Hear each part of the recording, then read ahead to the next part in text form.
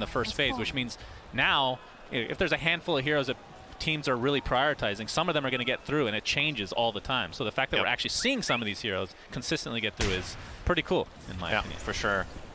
And you can't really fault either of the teams for the other bans they're doing, right? There's just a lot of heroes that are really good, and there's a lot of... You just can't ban everything, but there's the Doom onto Ame, and the Finger of Death. Very nicely played from T1. Beautiful positioning. Oh, he died. Several times over. Yeah, I think they could have definitely killed him at least 2.5 times there. Hey, with what they did. Finger charge is worth it, Synderen. Of course. Got to stack those things up. But maybe he didn't need to Doom. Like, Terrorblade isn't exactly very tanky yet, but they get it done. They play it safe. They really want that big Ame kill. I think he didn't die last game, so probably feels really good to kill the Terrorblade at least once across 2 games. Yeah, I would imagine. Yeah, that's an understatement, no doubt about it. But you can see top net worth goes to Carl on the Doom. No big surprise, despite the little bit of a rough start. We figured that he would bring his way back just because he is playing the Doombringer after all. Yep, he's doing pretty well. Fake casting his Thunderclap. That thing costs a lot of mana, by the way. He actually does cast it here. A lot of they mana? actually changed it. What's a lot to you? No, okay, it used to be like 150 mana. Yeah, I just haven't eaten that I stay away from tomatoes, like I said, so. Makes a lot of sense, actually. The potato, on the other hand. No, and you definitely don't play micro heroes that would take it. That's true. So that's true. You go into the draft screen, you see is Pangolier banned? No, then I pick Pango. Is Pango banned? Yes, then I pick Centaur. So not exactly a lot of variety there. Man, you just ruined my pubs for the next year, Synderen. Now everybody knows my strategy. Some stacks they figured you out with Overworld created here by T1, as looks like that Centaur is going to be able to push the bottom tier 1 successfully. As Blink Dagger already online, which I guess it is position 3, so you're going to get more farm priority for Faith Beyond on this Earthshaker. So we'll see if this is going to end up being go time for them. I mean, they have the Yules on Nothing to Say. I would assume going for BKB. Oh, it looks like Boots of Travel first before the BKB stop. Yeah, it was one or the other, most likely, because he has both of them in quick buy. No, that's the standard build. Sometimes you will see a Kaya Sanj. Kaya Yasha we don't see on anyone, really. Yeah, there's the jump in, blink reveal. It's going to be a kill on Whitemon. If you were wondering what that flying thing was, DP has been changed in 7:30. It's not a hero we've seen a lot, but the silence is now a projectile. The cast point has been lowered, so it's quicker to cast than it was for the last couple of years, but it needs to travel. So if you're in very short, very close proximity, it's actually better than it was before. Yeah, that's one of those. For every distance to target is worse. That's one of those skills that that was the longest unchanged skill, basically, like since Dota, other than like the duration and balance-wise, but in terms of how it works. Conceptually, it's been the same forever, yeah. That is an OG right there for sure. I have a bit piece of trivia for you. Oh boy. Can you name a hero that has the exact same spells that it's had for the entire history of the hero? Sven? No. I mean, Warcry is slightly different, I guess. All right, I have to think about this one. Don't tell me. We're going to have a 4-man smoke here from LGD. Carl is going to break it. Faith Beyond jumps in. Solar Guardian is coming, but you can see the immediate Doom into the Earth Splitter, though. Looks like they're going to be able to get the RP off as well. Faith Beyond drops to the deck. Finger of Death finishes off Nothing to Say. And T1 showing up in spades here. Have a 3K net worth lead. Make it 2 as Jin Q. Shockwave into the Centaur. Mana Drain to follow. And another, okay, Echo Stomp. Delays the inevitable, it seems. And that is a quick 3 kills for T1. Now Y on the run. He is fine. Potentially some damage up to this tier 1 mid as well. Very good stuff there from T1. Just so fast, right? They immediately see any sort of opening. They just pile on. They use all of their key ultimates here, but it's well worth it. So this Echo Slam doesn't clip the Doom, so immediately gets doomed. The Solar Guardian comes in, and they just connect very quickly. And this RP is what seals the deal. They get Nothing to Say. No good way to cookie him. Very, very well done by T1. Yep, good execution. 4K lead. They're in a great position right now. Quick fingers from Carl, as always, as we're going to see another kill on the Snapfire here in the replay. So where were we with Sven? Sven used to have Devotion Aura. Okay. Used to have an Armor Aura. I don't remember that one. That's before my time. It's a very old one. There's a small handful of heroes still, I think. I want to say it's less than 5 that have the original spells still. Like, entirely. Basically only number tweaks, but still same concept. We have a pick pull usage. Faith Beyond.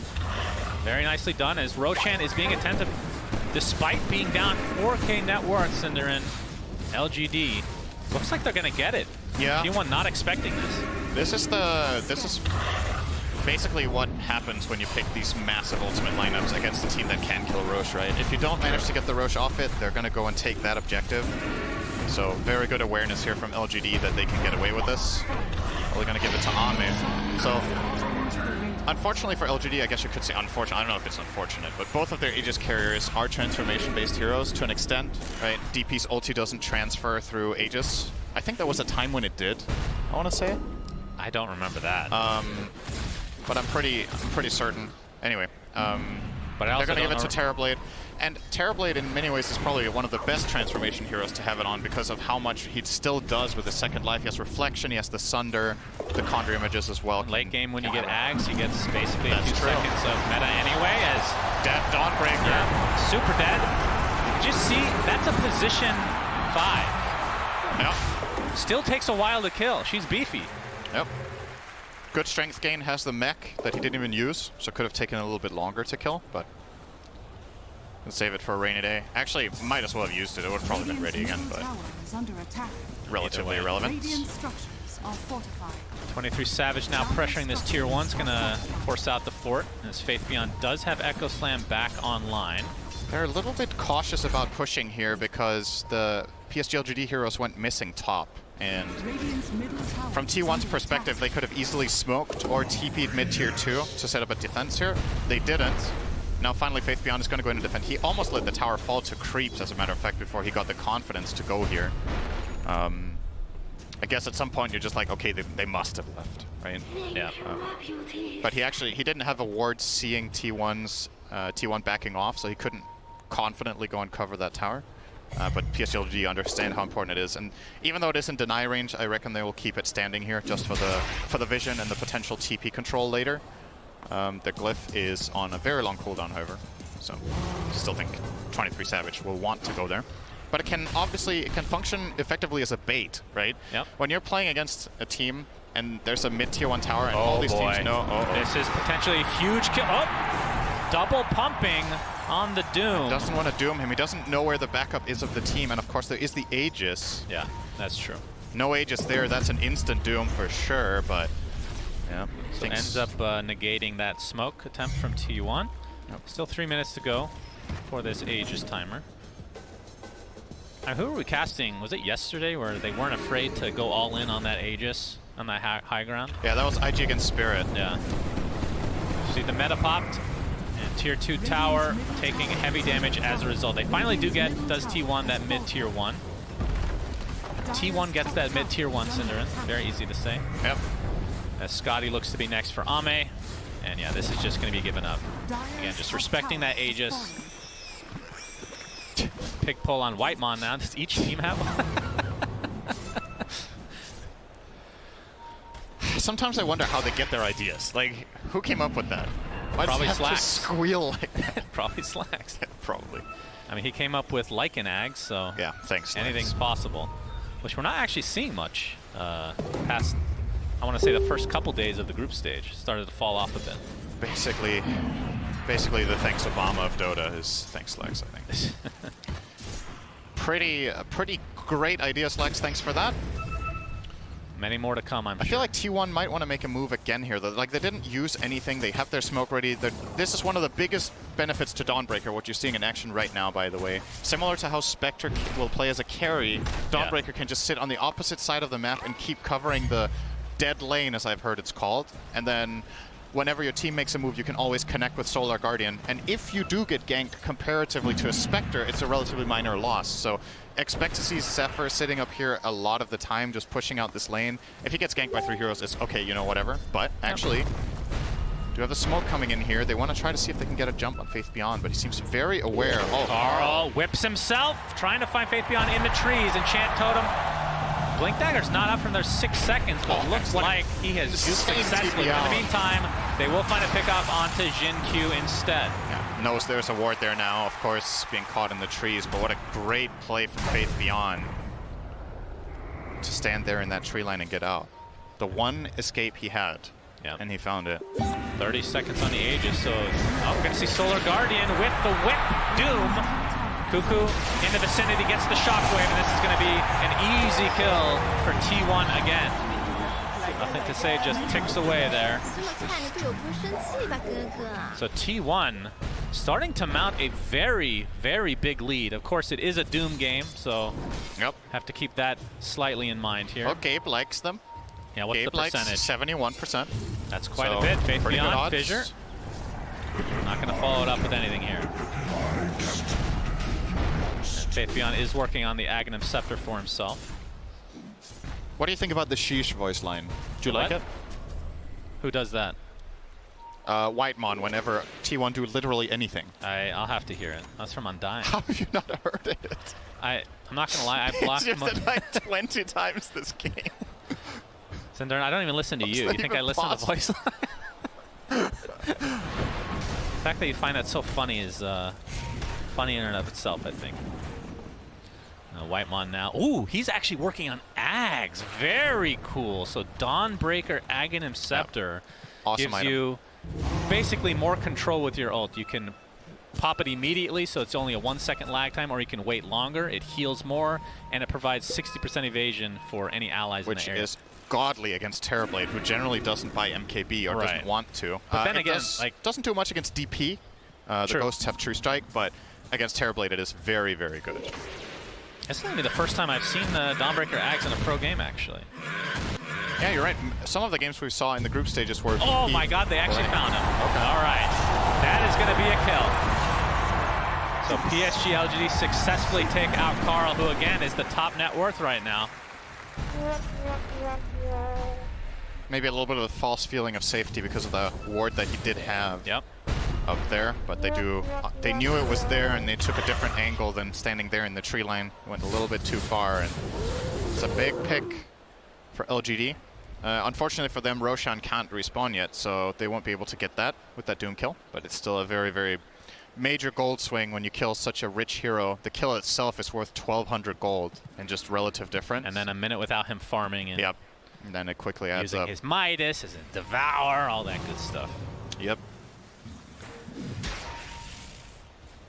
I mean, it does feel like a mini Alchemist, but at the same time, you feel the power of him. The Alchemist like ramps up to a point where like, okay, now I understand once he's 6-slotted. But for Doom, I mean, just his ult in and of itself, just being able to put yourself in position to get his ult off has huge impact on the game. As we see a smoke now from T1, Ags is completed on Faith Beyond, so he's going to be jumping around on that Earthshaker. Doesn't really have much mana to speak of right now, though. I'm actually surprised we do end up getting a draft with T1 in it that gets a last pick Doom. Like, this seems like such a good ban against this team in general in the second phase, but even in the third phase, LGD did not want to cover their bases against that one, and T1 say thank you very much, even willingly picking it into a hard lane matchup, and they're still making it work. GQ. He's out. Looks like he's fine. Oh! Right at the last second, Whitemon. Yeah, they know the ward is there. Very early Finger of Death. I'm actually not sure he got the stack there, but... Well, he has 4. I believe he had 3, so... Just to clarify, when I said he's out, I meant of the game. Yeah, that's the old caster. In case there was any sort of confusion there. Yep. Obviously very clearly going to die there. And so many of those Tinker wards have been placed and dewarded in a game with no Tinker. Just seeing like how much split pushing is occurring in this meta right now, regardless of what heroes are in the game.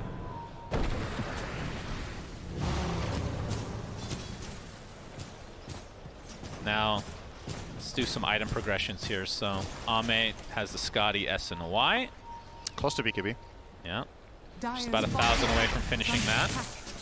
Looks like nothing to say. He has his boosted travel BKB Yules and Shivas, so this is, like you said, was very standard build overall. Kind of surprising to see them smoke here, don't you think? Like, he's 800 gold away from BKB. Do they feel cornered enough that they have to make this move? I get that you have the 9-second BKB on DP, but getting the one on Terrorblade on top of it would be really good. I guess they need to cover the area because Roshan can respawn any second now. So maybe this is just by necessity. That's got to be it.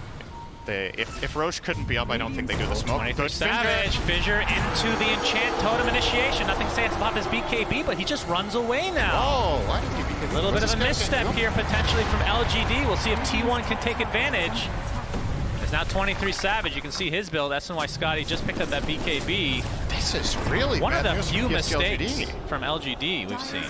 BKB and Exosystem for what? Like now you can just lose Roche in 30 seconds. You won't have one of your cores effectively. Yeah, Carl wants to jump in. He does so. Gets Fissure immediately into the Echo Cycle. There's the Solar Guardian. Will he live? Finally, the right clicks will be enough to take him out. But the RP onto 3 heroes into the skewer. 23 Savage is going ham here. But finally, the Sunder comes out from Ame as 23 Savage forced to TP out. But no, the BKB ends and he gets canceled. The right clicks are there along with nothing to say. With that Spirit Siphon, 23 Savage trying to hold his ground. But eventually these right clicks will be too much as Ame just continuing to pound upon him. But nothing to say is the one taking most of the damage from Medusa. One more right click will do it. He dies along with the double kill from 23 Savage. The buyback onto the Elder Titan. Ame getting extremely low. Finally dropped through the deck. As this is a complete disaster for both teams. Everybody's dying. Finally Zephyr TPing out. Will be successful. It feels like everybody died. 7 deaths for My PSG favorite LGD. kind of fight. Nobody won. Goodness.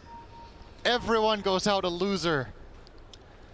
Oh. Wait, who gained net worth there? Somebody must have gained something. Well, it looks like LGD somehow did, despite the big winner was Terrorblade with 1,100 net worth gained. Very overall. good. What an insane fight. After that 3-man RP, 3-man horn toss, there's no way LGD get that outcome. How in the world did they end up? It's obviously because Doom is dead. Like the instant stun from Shaker. Faith Beyond with the super clutch. If he doesn't stun Doom there, they're screwed, man. But they end up kind of salvaging it. This cancel TP. Yeah. Oh, man. Look at the net worth right now. 7K lead for T1. Yeah. When the fight ends, it's the same.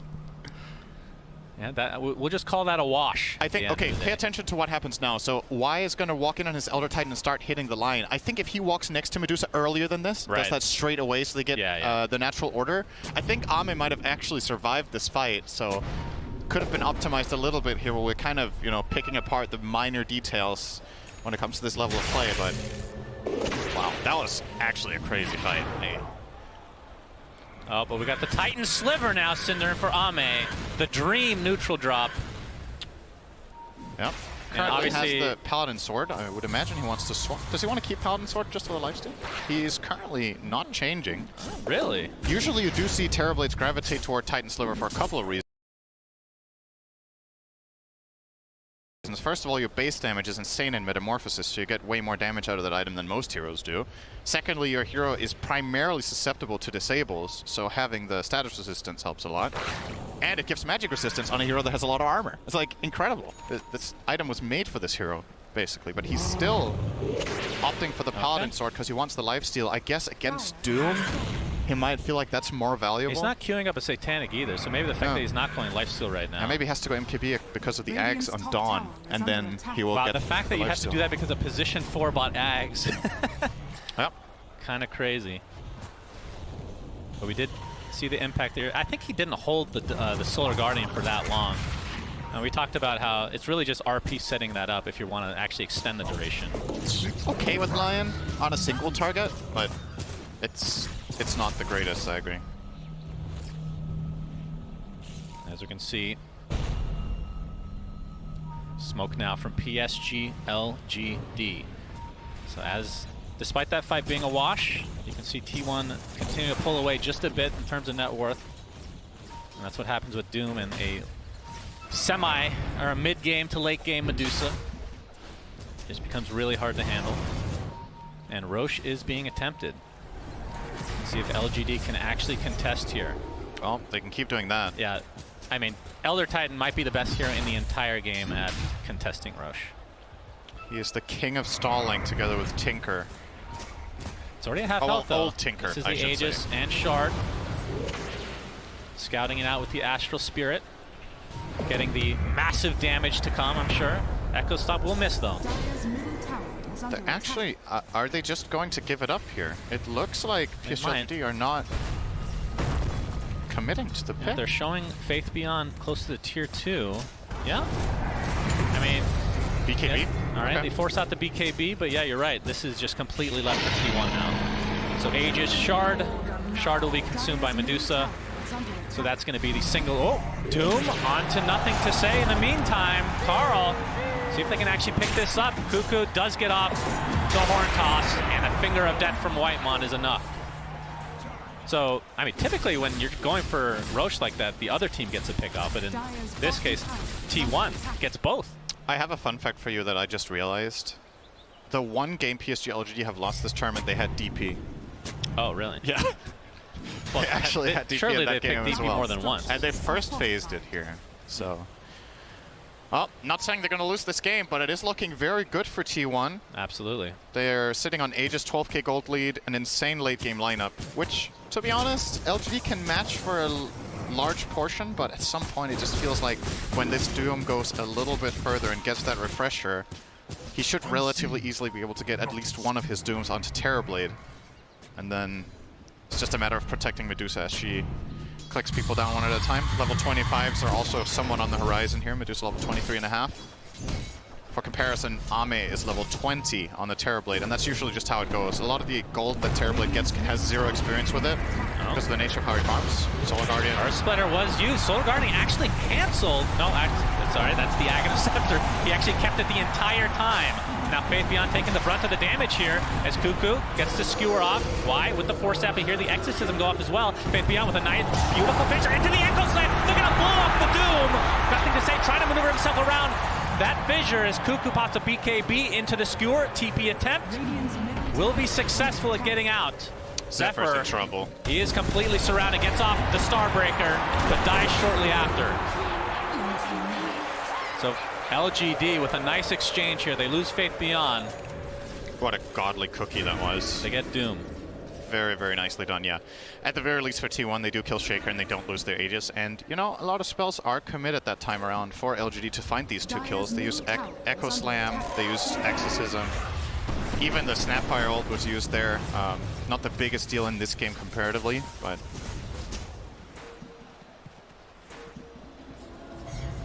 might mean that T1 are ready for their own move in 30 seconds. They're actually moving out relatively aggressively with 3 heroes here. With those spells on cooldown and an Aegis on Medusa, they feel confident. Like you said, he got the shard, so... Yep. Which single target spells does he even... Sunder! Is that the only one? Spirit Siphon, Sunder... Spirit Siphon is very, very good. That's true. That is amazing against that. Any... does it work on items? I guess not. Like a Yules or something like that? I don't think so. The wording says spell. Yeah. I have to admit, I don't know that. Very disappointing, I know. It's okay. I'll be better. He actually has Ags queued up after the Silver Edge for 23 Savage, so that'll end up synergizing with the Shard eventually to turn people to stone. But on the other side, Ame did complete the MKB like you talked about. I would assume... Okay, he actually is going for Daedalus next, so just raw damage for the most part. Still no lifesteal, which is why he's still continuing to keep that neutral item. Yeah. It's not often you see no lifesteal as an actual item purchase on a I'm being told by chat that it does work on items, so there's a 50% chance that it works on items, probably. Oh boy. We're going to assume that chat is always right. Good job. So we'll say it does work on items. Good to know. I'll believe it when I see it, though. Uh-oh.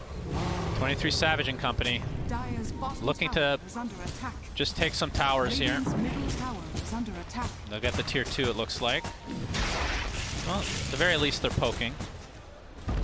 I mean, at this stage of the game, this is kind of a high ground defense game for PSG LGD, especially against an Aegis. And you can't ask for a much better team to defend high ground with literally Elder Titan +4 is all you really need. Yeah. It feels like. How many Force Staffs do they have? They have 0 Force Staffs on T1. That means effectively Fissure will be a complete block off that they can't really counter. The only hero that really gets out of it is Magnus with the Skewer and the Dawnbreaker with Celestial Hammer. The other heroes will be stuck in a really awkward position. By the way, unfortunately, their siege hero is ranged, so it's hard to Fissure block Medusa if she's hitting from the low ground. It's really hard to kill her, but 23 Savage did actually complete the Ags and does not have buyback now. So killing her once once this Aegis is taken out of the picture. Very true. It's expiring in 5 seconds. A bit risky, but T1 definitely with the advantage now. Radiant structures are fortified. Radiant's top tower is under attack. And early Roche is obviously now in 3 minutes with the Aegis just expiring. So plenty of time for both teams to build up further. I think LGD would like to wait with fighting until they have the Terrorblade Daedalus as well, even though he has MKB Crystallis, which is powerful. He has, based on 23 Savage's item build, I actually think he will overpower the Medusa clearly when he gets the Daedalus, just because the raw damage and tankiness that 23 Savage has with this build doesn't really match up. If this Aghanims was, say, well, what could have been? He could have had a Daedalus himself at least, which he isn't opting for. He's going for the silver, like we talked about. Obviously doesn't want to go Butterfly because MKB exists already. So what would he get?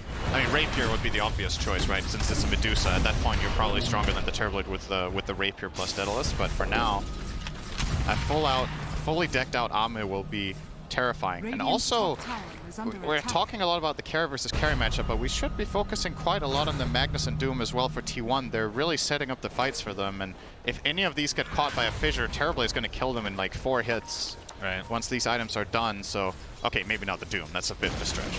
But Magnus is not particularly tanky with this build. He's sitting on 19 armor, and that's basically it. None of his items really make him tanky at all. Still a 77% win probability for T1. Yeah, still looking great. It's been flatlining though. It has. For a while. Y is working on Aghanim Scepter for himself, so that's going to give him basically the BKB once the Astral Spirit returns.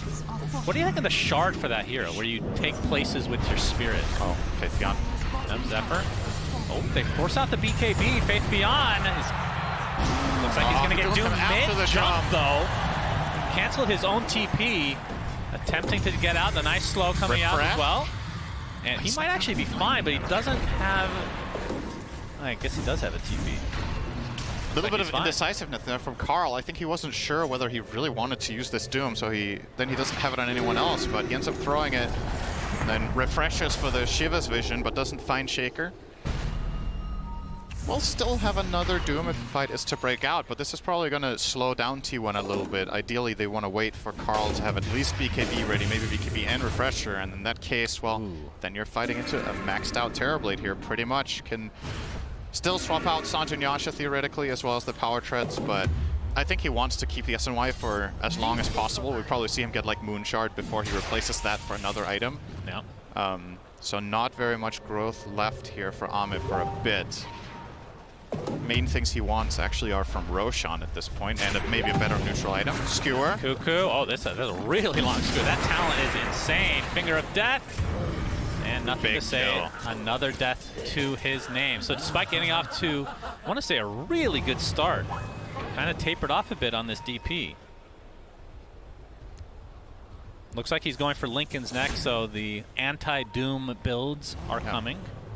But still needs to worry about some other cancels though. Obviously, Mana Drain, Blink Hex. Yep. Cuckoo trying his luck. Good attempt there. 60 seconds for nothing to say to come back. Does have buyback though, and still with his ult intact. This 23 Savage now poking. There is an exposed fissure angle when 23 Savage is standing on the high ground there to get off the attacks. Obviously, they had no wave, so they couldn't get vision any other way. Needs to be a little bit careful about the Shaker block on that Medusa in case. Third Roche is up. So, Echo Slam. This is for a Dawnbreaker. Fissure to follow. He's actually going to heal himself and be fine. Carl has come in with that Doom as well. This time they will find the kill. The pump fakes galore. As Faith Beyond drops 65 seconds, no Earthshaker, no buyback. And more importantly, because T1 probably doesn't know he doesn't have buyback, no Echo Slam anyway. Yep. Into the Roche pit they go. Going to be very confident with this. They will have their second Doom as well in just 15 seconds, so Carl could connect over there, but I don't even think he's going to need to. I think PSG are very careful with even approaching Roshan without their Shaker. Yeah. They're going to scout it out with the Spirit. It's going to stomp here. This is the Aghanim Scepter. Scepter, Roche is going to set that up nicely. Yeah. But looks like they'll get it for free. They will. Cinderin, you know what we're going to talk about here. There's an Ags on the floor. Oh, I thought you were going to say tier 5 items. Doom picks it up, so longer Doom duration, and it breaks. Yep. Which the break, I mean, against Elder, I mean, not going to want to Doom Elder Titan, I guess, but Natural Order just doesn't work anymore. That's kind of a big deal, I think. Other than that, break doesn't really do anything, does it? It's just for the 6-second extra duration. Unless I'm missing something. Cuckoo. Oh, he gets the arc. Oh, no, he hard toss after! The wrong direction. Oh, boy. We need wards. Yeah, that's quite not my fault. We don't have wards in their tier 4 tower. Yeah, a little bit of miss. I mean, it's just the wrong angle, really. But now RP's down. Can PSG LGD do anything about this? Or will this just be like X amount of seconds off of the Aegis? I think they want to go. This is big. It's the biggest, one of the biggest spells that has been problematic for them has been this RP. If they get the jump and they pop their BKBs, this could be the makings of a big comeback for them. They are still fighting at a massive disadvantage here into Aegis, into 2 Dooms. Actually, only 1 Doom. Oh, but the refresher just picked up by Cuckoo. They don't know this. They don't know. So he has another RP to work with.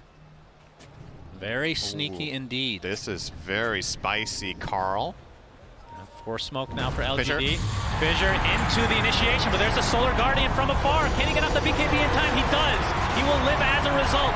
Meanwhile, we see a big impale on the backside. Nothing to say. Pops his BKB and runs, or Exorcism's already used, which means T1 just have to wait this out. T1 are looking very good this game. Primed and ready to potentially force this to a game 3.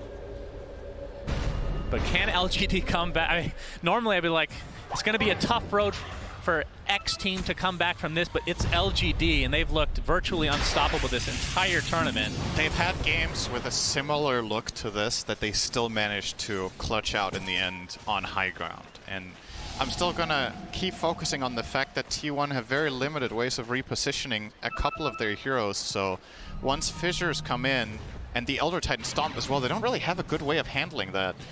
Keep in mind, Y as well has the Force Staff. We usually see the defensive use, but the offensive use in a game like this is really powerful. If you get the Echo Stomp or a Fissure, you can push people into a very bad position inside the Radiant base here, but for now, obviously 23 Savage very safe with the Aegis. Indeed, has the cheese in his back pocket as well. They're looking to trade top. That's true. Damage is definitely being done right now, but the tier 3 is still relatively healthy. And Dawnbreaker? Dawnbreaker there with the Solar Guardian if he wants to come in. He's going to take some damage, but will walk away safely. Was Echo Slam just used? He used it in the last fight when they Still on jumped cooldown for 20 seconds. Yeah. Okay. But that's the beauty. You talked about this earlier. That's the beauty of having somebody like Dawnbreaker. You can TP up there, no problem, and just use your ult to get back in the fight if you need to. Yeah, it's doing T1 a lot of good right now, having a global hero. That's for sure. Oh, the jump in again. Nothing to say gets Doom, but the Fissure blocks them off a bit. Cuckoo expends an RP. And nothing to say, just completely surrounded and will be brought down here. They do lose Lion, though, so 1 for 1. Yo, Savage is in the middle of nowhere here. Could be good, could be bad. And right clicks from 23 Savage coming. He's doing a lot of damage, but the Fissure continues to block him off. Could be nothing. Great tool against the siege tank. That is Medusa. We'll see if they can try to take advantage of this Aegis. It doesn't look like another minute to go. They did get the mid racks though, and I think if you're T1, you'll be happy with at the very least that. Maybe they try to poke here, but again, time's running out. Yeah, LGD have effectively delayed the second lane of racks by a decent amount of time. Horn toss. Yeah, Horn toss, but the BKB forced. Courier taken out as well. That was most of a refresher, by the way, for Jin Q. Not sure if he has the recipe in his backpack, as we can see the jump in now. You see the Aghanim Scepter go to work. That spell immunity, and away he goes. Aegis 30 seconds. Satanic now online for Ame. Yeah, 23 Savage needs to be careful not to lose this Aegis when he has low mana. He needs to reset position, make sure he gets all his mana back, or this is over. I mean, they might not want to push anyway, regardless, now that it's gone. So LGD effectively lose mid-melee barracks, which happened about a minute and a half ago. and that's it for this Aegis. So still T1 are building more and more of an advantage. Of course, Doom, I don't even know what he goes now. He's queued up a heart. I guess he'll replace Midas for heart now. How greedy are you going to be? How long do you want to keep the Midas for? Keep the Midas, please. Please. Can tell you're a Pango player. Yeah, I definitely buy Midas on Pango. Don't need boots that much. Oh, that's true. That's more accurate for him, at least. But yeah, I mean, is there any consideration to the fact that T1 are running out of slots to upgrade? Is that a silver lining for LGD? I suppose to an extent. It is still hard to end this game, I think, for T1. That's like the silver lining. Your team is insane on high ground, and anything can happen in super late game Dota. So a lot of the time it comes down to which key core just gets caught by something. Right. Like when the net worths are this high and the buybacks are that expensive and the damage is this crazy. I mean, look at this, Cinderin. Level 25, position 4 Dawnbreaker. Ame, position 1, still 24. Yeah. That is... He's not finding a lot of experience around on the map, that's for sure. It's just mainly the illusions pushing out lanes, so... And it's a good point. The 25 on Ame is actually very important. Those talents are insane. Yeah. In the late game, you either get the 35 seconds more frequent Sunder Which would or you go for in this 20 game? meta duration. I don't know, actually. Getting the Sunder down to a 6-second cooldown sounds pretty crazy, but you're still playing against so many lockdowns, right? So you probably take the meta duration. I don't know. Yeah, it's a tough call. If you get Doom, then the decision might not even matter, right? Right. 23 Savage has a refresher for himself now, so double BKB, double Stone Gaze, double Silver Edge. Wow. Yep, strong stuff, I know. Oh, Zephyr is going to be spotted out. That's the Demon Zeal popped. They're going to be able to take out Dawnbreaker in quick succession here. Carl looking to potentially go in. Pops the BKB. Nothing to say, does the same. Doom actually applied to Ame, but he's already in meta form. I think they'd be fine to fight here. Carl has used everything. T1, there's a huge RP from Cuckoo, though, and the right click from 23 Savage just decimating LGD. Earthshaker buys back out again. Second RP onto Ame. He's stuck in place, but there is the lifesteal. And look at how much damage he actually does. He is getting kited from afar, though, as 23 Savage with that split shot modifier going to work on LGD overall. Can they stun lock Ame enough? Zephyr getting right clicked down from far. The Sunder talent was definitely taken. As you see, Ame use it multiple times. Faith Beyond's finally come back to the fight. Trying to kite Medusa as much as possible. Ame, all he can do is try to lifesteal. It's not going to happen, though. Double kill for 23 Savage. Finally will go down. Does have buyback, and Ame's going to expend his. So Jin Q working on Carl right now, burning down to that Inferno Blade. Fissure, nicely done. Blocks off Carl completely. Faith Beyond on the wrong side, though. Why? Carl has no buyback. Still has that magic immunity. 23 Savage buys back in the game. Looks like they want to try to finish this one way or the other, Cinderin. And there, Carl jumps in on nothing to say with the finger of death. Down he goes, double kill for him. Buyback again from LGD. 5 versus 5. Assuming nobody has buyback at this point. Good, Gaben. And they continue to fight here, or do they want to back? Oh, the Fissure on the wrong side. Oh. Provides enough space for 23 Savage to get away safely. This game is insane. 27k net worth lead, and this feels so even. Who even has buyback anymore? Does anybody? That's the question. No. The only players who didn't use it are... They all did? That is a 10 kill, 10 buy. The first of TI-10 and maybe ever, actually. That is insane, man. Oh. Sheepstick now. Oh, sorry, I can't hype up everything. Sheepstick picked up by Doom. And that's a double Sheepstick. Double everything. And he is This is going to be the item out. now of this game, I think. Whitemon with the Aeon Disc. I think we might see more players pick this up in this game if it goes longer.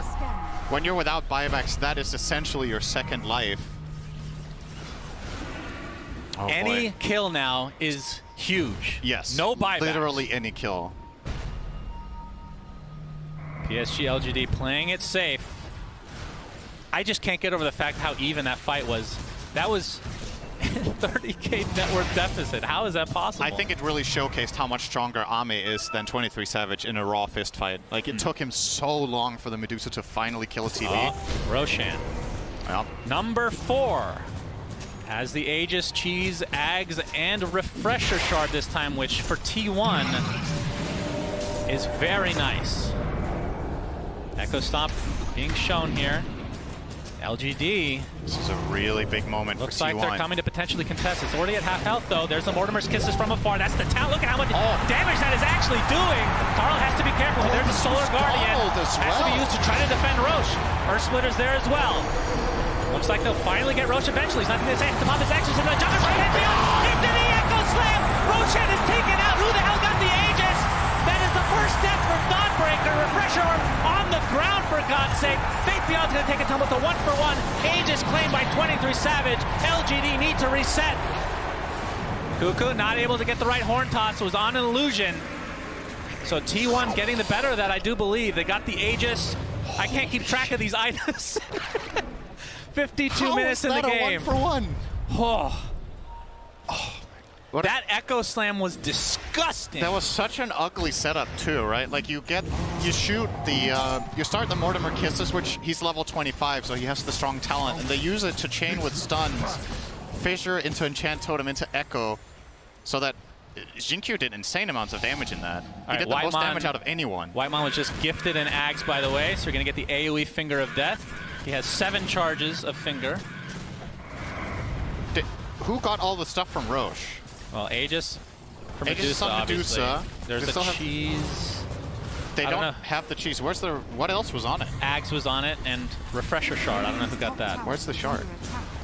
You can keep track as I watch buildings die. 50 seconds of no Faith Beyond, 50 seconds of no Dawnbreaker. Of course, a little bit more concerning for PSG LGD, considering 23 Savage and company are in their base. So they're gonna get their second lane of rack. They can't go for Megas. The tier 2 bot still remains after all this time. That is actually shocking. In fact, just gonna go for the tier 4s for now. 23 Savage approaching level 30. Gonna be a pretty massive power spike for him.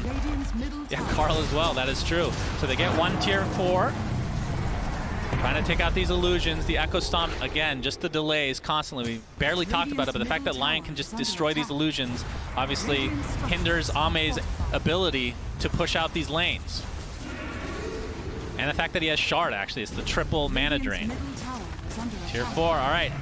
Faith Beyond is back, and remember, Dawnbreaker can just come in. There's Cuckoo. Oh, he kind of stutter steps there. Finally gets off the skewer, back into the fray. You can see the Earth Splitter from afar. Solar Guardian coming in as well. Can they kill Ame? Yes, they can. 120 seconds of no Terror Blade. PSG LGD might be putting on the brink here of Game 3 if they're able to not hold this off. The Ancient is exposed as 23 Savage continuing to just pound upon it, forcing them back into their fountain, and this looks like T1 will be forcing the Game 3. Cinder and Faith Beyond gets off the Echo Slam though. Why? Jumps in, has a lot of damage to work with, but nothing to say. He doesn't have enough damage to kill off 23 Savage, but okay. Satanic keeping him alive. Carl jumps in with the Hoof Stomp. He's continuing to try to hit this Ancient. 23 Savage. Echo Stomp again, just keeping him at bay. Yule Scepter now. Can they kite him enough? Refresher Shard used by Cuckoo. Into the RP. Into the Ancient kill. T1 force Game 3. Oh! What a sick game. Oh my God. That was hype. I love that game. Oh. Showcasing all of the strengths of both teams, honestly. I think T1 playing some of their absolute best heroes and a lot of standout performances. How many good catches do we see from Cuckoo, among a couple of interesting we need wards in the enemy base, but for the most part, Carl on the Doom, all of their trademark stuff, and PSG LGD showing their insane late game plays, right? That you're so far behind and you still make that look like an even game. You gotta say, going into Game 3, right? If T1 gets some of these key heroes and they can build themselves a position like that, they definitely have what it takes to take the series. But LGD still even in a loss, have to inspire confidence in the viewers that they're probably still the favorite in Game 3. Especially if they clean up a little bit, perhaps in the draft here with giving T1 they went all late these heroes, game against Refresher Medusa, Refresher Doom, Refresher Magnus, not to mention Refresher Shards on top of those already Refresher Orbs. unbelievable game number 2. What like I said, crazy game for T1. Yeah, T1 forces this to game 3. Let's see what the panel has to say about this absolutely god-tier game 2. Well, I have to say, first of all, that was absolutely god-tier casting from Suns fan and from Cinder in there. Thank you so much, gentlemen. Now, we were reminding ourselves as we were watching that incredible match that T1 actually have taken a game off LGD in the upper bracket final of the Kiev Major. So the fact that they won today actually shouldn't be that surprising, Tsunami. There was a Doom in that game as well, although it wasn't on Carl, it was on Cuckoo, but it does seem like the T1 will resolve their more dangerous situations with comfort. And that happened in this game, that happened in the Ana Major. But then LGD did take game 3, and I don't know, maybe tides are changing? We'll see. Maybe. I mean, it worked. Like, we looked at that draft, and we were thinking, like, okay, on one hand, you have, this is the most T1 draft ever. You have the greediest heroes, also heroes that can make plays though. But it's like you have Magnus, who is obviously going to be farming up with his abilities. You have Midas on the Doom. You have Devour. You have Medusa, and yet like they were still running around the map, killing everybody. I actually think that the MVPs of that game were Carl, Cuckoo, and Whitemon. And Whitemon in particular, because in every single fight, he was waiting to use his Finger of Death. In that huge fight at the end, where literally 10 heroes bought back, the reason that they were able to kill, I believe it was Nothing to Say right at the end, where it looked like LGD was actually going to take it with that buyback, was with Whitemon in the Finger, where I was sitting there thinking, like, there's no way that he still has it up, but he was being patient with it. And then also, on every RP, he was hitting like a double or triple stun off of the RP. He wasn't getting killed online, other than in the fight where they all 10 bought back. Everybody died in that one. Jenkins, I think it was you who was saying on the desk earlier that the key thing is obviously stacking your team fights. And T1 were able to do that in the early game, although there were some team fights where it was really hard to tell who actually benefited the most. And I really wanted to take a look back at one of those team fights. It was around the 27-minute mark. What the hell is happening here? Who wants to talk me through this one? Aoi? Sure. So, I mean, Faith Beyond, he has a really quick reaction to Carl blinking in. They blow up the Doom, who's the highest net worth on the Doom, maybe second, and he doesn't get any spells off. However, T1, they're still so confident in this fight. They understand their net worth lead, and they still play out the fight like nice and slowly. When Dusa gets caught here, they don't leave her to die. They understand that they can get a turnaround here. I think the fight ends up being one of those weird fights where you don't really know which side won. I mean, they both sort of kill all of each other, which is apparently what happened this game. But LGD supports LGD supports did actually have to use buyback, which let T1 get the next roast pretty much uncontested. You just have more buybacks in them. I do want to say though, one thing. I've been playing Dota a long time. I've watched a lot of Dota. I've never seen a 5v5 team wipe, 10 buybacks, and then 10 alive heroes. Yeah. That's never happened. I haven't even thought of that scenario because it's so unlikely to me. My initial thought once that happened was like, okay, we get to see what would happen in Dota if buybacks were literally removed. Right. Like, how would teams play? And you know what T1 did? They instantly went for a smoke. Yeah, they went and fought. I respect that so much because this is the TI stage. You're in the upper bracket against LGD. You have 0 buybacks, and your play is to go for the aggressive play, to go for the smoke. That's how you win games. You cannot hide in your base and be safe. You need a go-go. It did have an Aegis, though, so maybe no buyback, but they did have 1 extra life advantage. True. So every little bit counts. And they did have a substantial net worth advantage as well. And it also just felt like the net worth was kind of the X factor for T1, because despite being 20k down, you'd think that with Refresher Mag, Refresher Doom, Refresher Dusa, that every fight should be extremely straightforward for T1. And yet LGD were still kicking and screaming in every single one of them.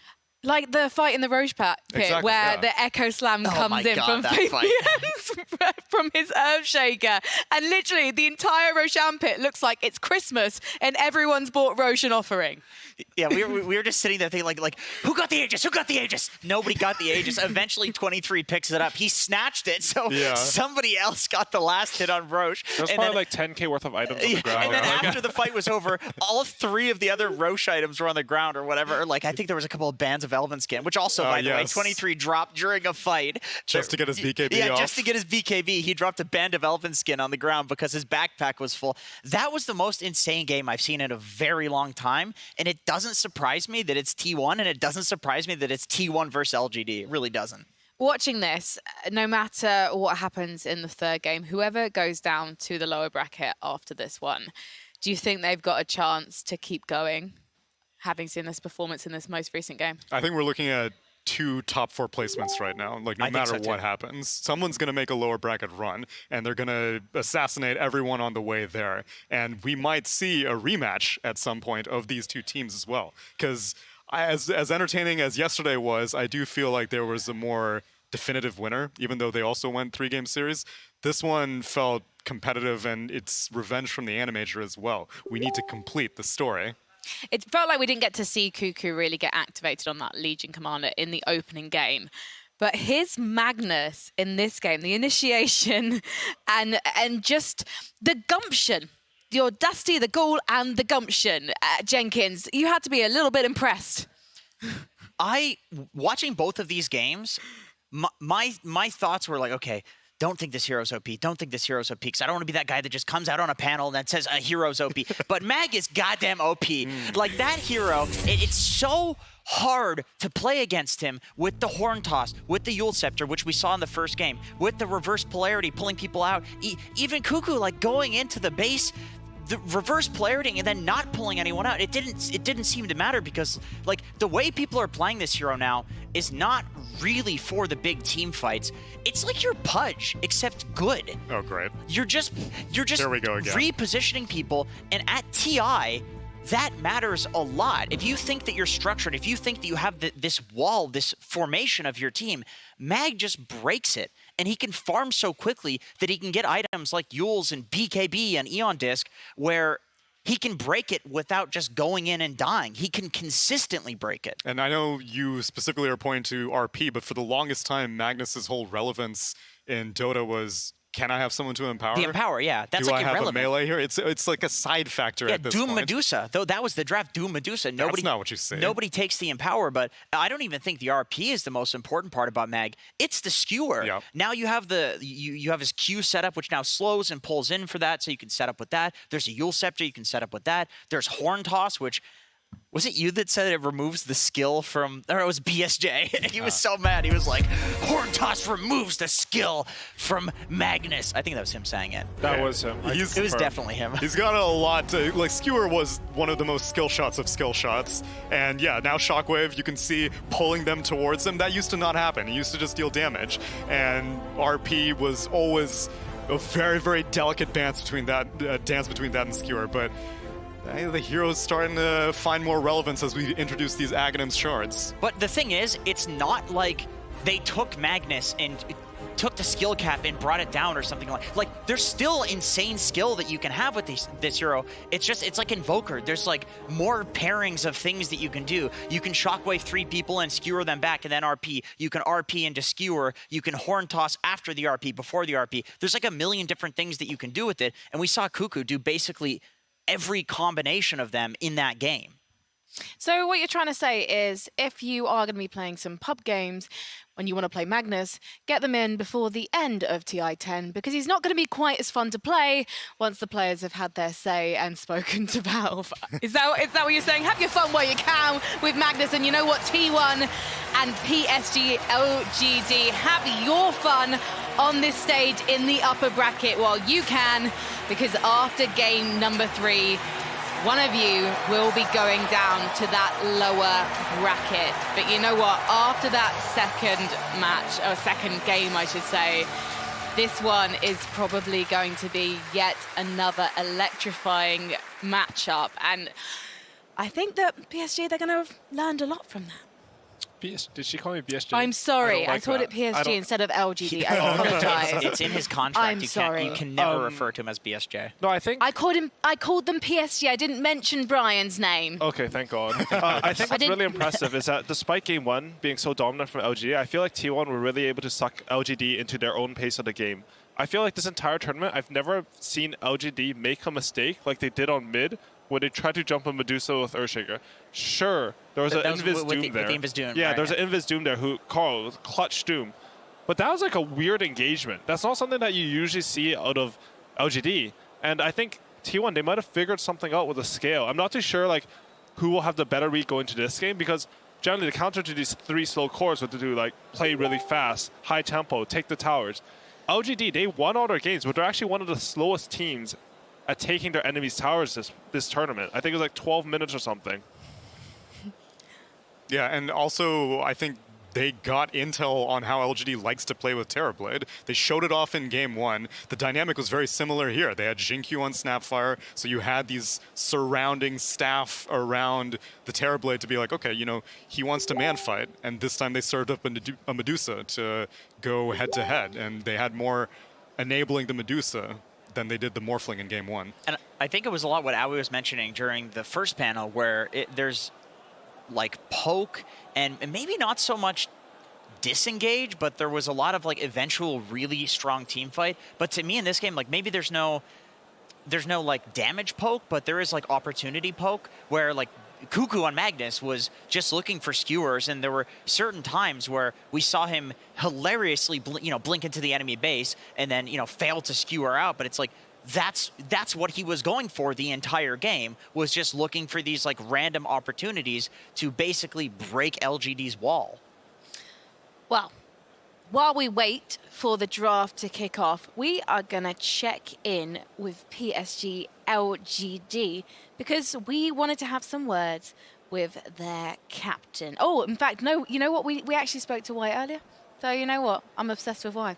But I'm going to be less obsessed with Y and more obsessed with Cuckoo after we find out what he had to say earlier this year. The season for T1 may have ended on a high note, but it certainly didn't start out that way. The team was looking forward to finally attending a LAN event with the Singapore major in March. But their captain, Cuckoo, was suddenly unable to go. T1, playing with a stand-in, failed to even make the main event. Like many other teams, the transition to in-person events proved challenging. But for Cuckoo, he says it's where he really thrives. I did not play LAN for 1 year, and as a player, I really like to compete at LAN because the feeling is kinda unexplainable. Unlike the online, it's like you can like just chill, watch some anime while playing tournament, something like that. But on LAN, you can feel that you cannot slack off or play like lazy. How have you had to change your leadership style as a captain with everything being so different? I think our coach helping me to improve as a captain. And at first, he's the one drafting for us. When the drafting also come back to me, I feel that I kind of step up a bit to perform well and to draft well for my team. And when did you step back in to draft for your team? DPC Season 2, the opening game. It's like my captain told me, "Hey, Ku, do you want to draft?" Something like that. I know my draft is good, better than March. Nah, just kidding. No, just kidding. With Cuckoo drafting, T1 went on to finish first in Season 2 in their region, giving them a direct invite to the ANA Major. And to earn enough points for a spot at TI-10, all they had to do was win one match. Me and March keep talking to the boys that don't think about the TI and the result. Just keep thinking about the game. Don't focus so much like on TI. If we go to TI, you can think about the TI, right? But if we fail on ANA Major, there's no direct invite for Southeast Asia. Well, they won that match and kept on winning with a solid run that took them to the lower bracket finals, ending with a loss to EG that was so close it hurt. Still, after everything T1 went through this season, Cuckoo had led his team to a spot at TI. Let's pretend you're in the grand finals of TI-10. Who do you want to play? I want EG. Why? because I wanna see like so many Southeast Asian player on the grand finals. If EG and us is like on grand finals, we can put like 7 Southeast Asian players on one grand finals, and I think it's kind of good for our region.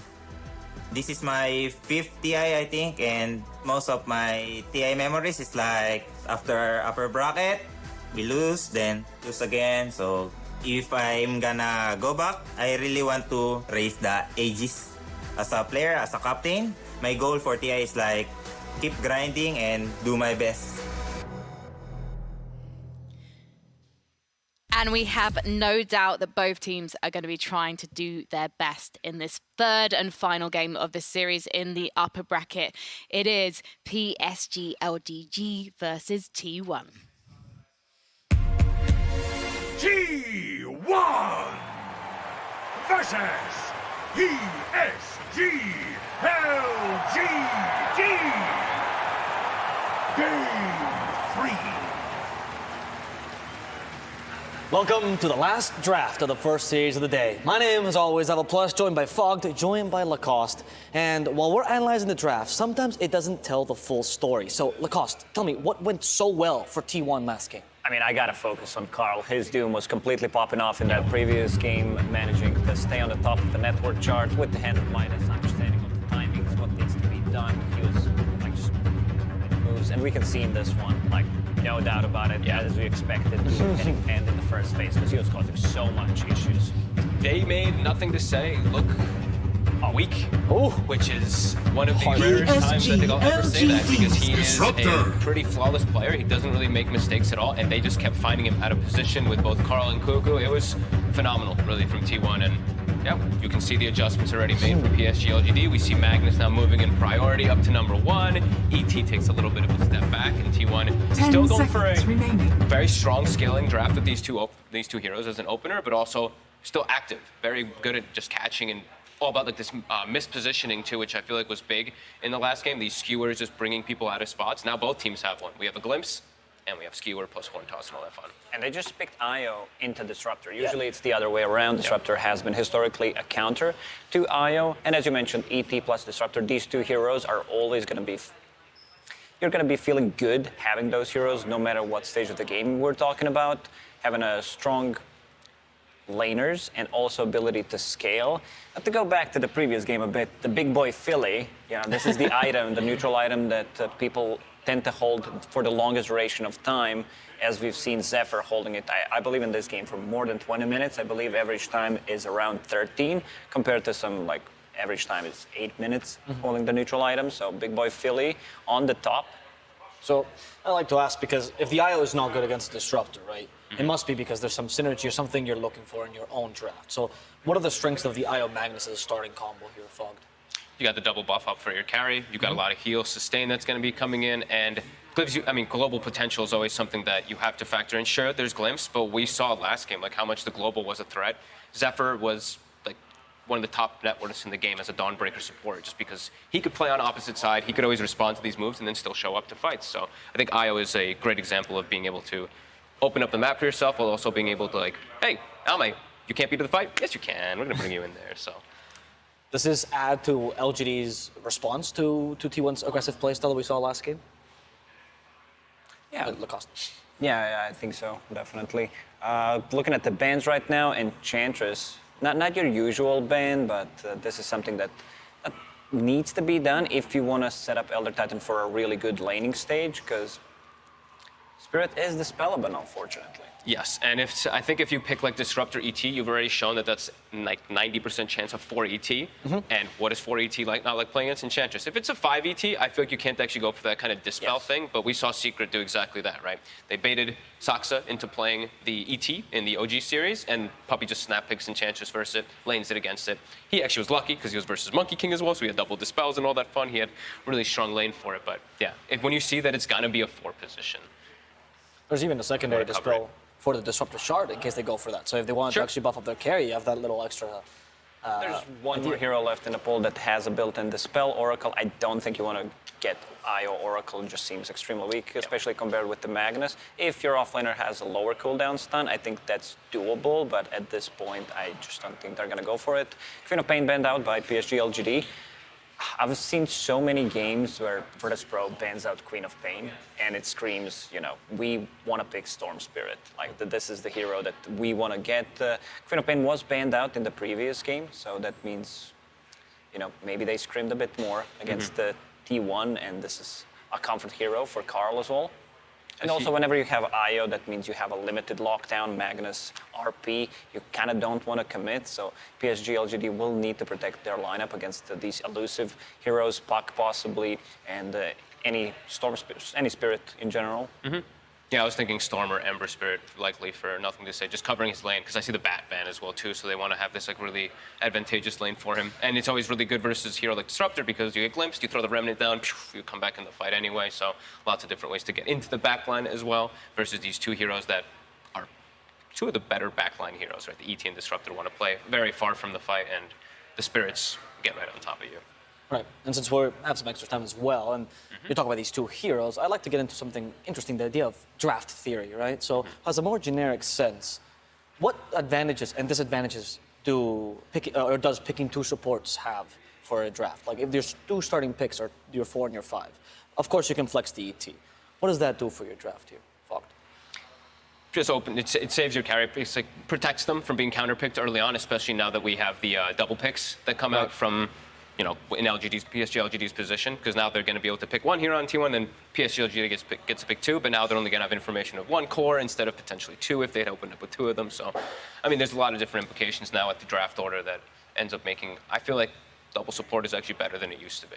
Really? Why so?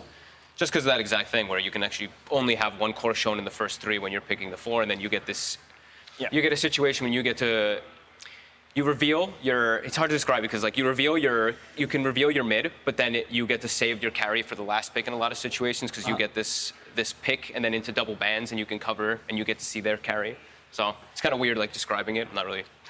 And it's also a support duo that scales well when we're talking about, you know, ET maxing out the aura, getting 1 item, Disruptor, possibly getting that Aghanim Scepter, if he finds the Philly that I mentioned. Whenever I, you know, see Philosopher's Stone for the first hero that really scales well with it as a position 4/5 is the Disruptor, because it's one of the best Aghanim Scepters upgrade in the game. And for the Mag IO, let's talk about this one, because that's a different draft order, right? You actually get the 4th pick, you protect it with the bans. Does this condition you into being able to pick something more combo-y, something more special, like, for example, the IO? Yeah, probably. You can. These picks are just very open-ended, so you can kind of do quite a lot. I mean, on both sides, like you've saved so much. And what's the strength? Should you pick, or can you pick 2 supports with these 2 starting picks, or is that too weak if you have the 1st and the 4th pick of the draft? Going really in depth here. It's really deep, maybe a bit too deep for me. Fogg, help me out here. Maybe a bit too deep. No, I mean you can. Right. I see the Magnus, right? I see these combos, and I always look at teams and go either the oftentimes carry or counterable hero in the 4th pick, right? Yes. Or sometimes this like you said, the buffing combos, right? This opens up your draft so much that IO Magnus, a lot of carries become much more viable, and it's very difficult to try to counter this with. In fact, you can even protect your future carry with these next 3 bans, which they can more or less guess based on the heroes you picked out. Yep. Yeah. There I am. So let's keep going. What can we? Let's theorycraft. You know, we have time because the game is paused. We have a pause, right? Yeah, exactly. So let's theorycraft a bit. What could we be seeing? What is a carry that goes well with Magnus and IO, and what could T1 be expecting for this pick here? I usually like a BKB core because you're going to be playing into natural order. BKB versus Static Storm is always going to be really effective until if they do find an Aghanims, which pretty much requires a Philosopher's Stone in most situations for that Disruptor, since it's like very likely to be that 5 position because ET's picked also. So you BKB don't core. know what you're going to be playing into because, as we mentioned, T1 really camouflaged their draft really well, opening up with the position 4 and 5. Maybe something with the built-in BKB. A jog. You still don't know the matchup, but we still have a lot of time as well to theorycraft about what could it possibly be. So when you don't know the core to core, what are some carries that come to mind that are pretty solid no matter the matchup, or have a wide array of good matchups? Juggernaut, I think, for me, is the most standard Dota 2 hero where you don't know what to pick, no matter the bracket. It feels like, you know, it's still a Juggernaut, and these two supports don't have any kind of escape mechanism against them. So it should be like a free kill. You have a Blade Fury that you can get out of ET stomps if it's necessary, so you're going to get stunned. And just feels the spell mechanic as well, the healing that synergizes well with the IO. What about the other carry with an inbuilt BKB, the Lifestealer? Do you think that one is also a solid? You need to see the matchup. You can't just pick that hero blindly. Yeah, it is always going to be good versus like ET and Disruptor in stages of the game, but that hero's been a bit underwhelming for me.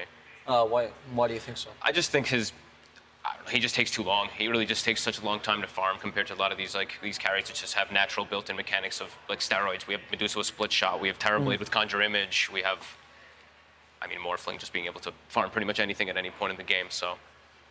And we're back with the draft, guys. And we are. And we're gonna have that Bane ban. So that's a BKB piercing disable that they're taking.